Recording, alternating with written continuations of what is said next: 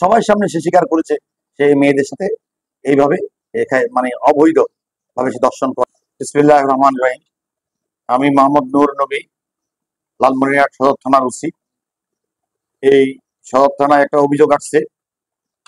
সেই অভিযোগ হলো আব্দুর রাজ্জাক নামের এক ব্যক্তি, সে মেয়েদেরকে ফুসলাইয়া প্রেমের ফাঁদ দিয়া, তার একটা কোচিং সেন্টার আছে এখানে, এবং সে পার্ট টাইম নাকি কোনো এক কলেজে বদলি টিচার হিসেবে কাজ করেন।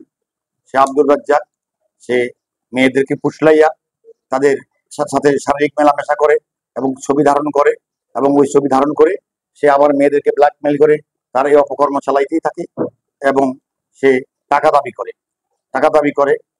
এই হচ্ছে তার অভিযোগ, অপরাধ। তাকে আমি ধরে নিয়ে আসছি, তার থেকে তার মোবাইল ফোন, ল্যাপটপ ইত্যাদি ইত্যাদি আমরা জব্দ করেছি, এবং ওইগুলোর মধ্যে সে মেয়েদের সাথে মেলামেশা সহ, অবৈধ মেলামেশা সহ এই সকল ছবি বিদ্যমান আছে। শিক্ষকতার আড়ালে সে কাজ করত। সে একজন সিরিয়াল দর্শক, সিরিয়াল রেপিস্ট। তার সমস্ত এভিডেন্স পাওয়া গেছে? জি, তার এভিডেন্স পাওয়া গেছে, মামলা দায়েরের প্রস্তুতি চলছে। কালকে আব্দুর রাজ্জাককে আমরা ধৃত করেছি। আব্দুর রাজ্জাককে তার পিতা, তার ভাই এবং অভিযোগকারী পক্ষ সবার সামনে জিজ্ঞাসাবাদ করা হয়েছে। সবার সামনে সে স্বীকার করেছে সে মেয়েদের সাথে এইভাবে মানে অবৈধ ভাবে সে দর্শন করে, তাকে মানে মেয়েদেরকে সে ফাঁদে ফেলাইয়া দর্শন করে, সে সবার সামনে স্বীকার করেছে।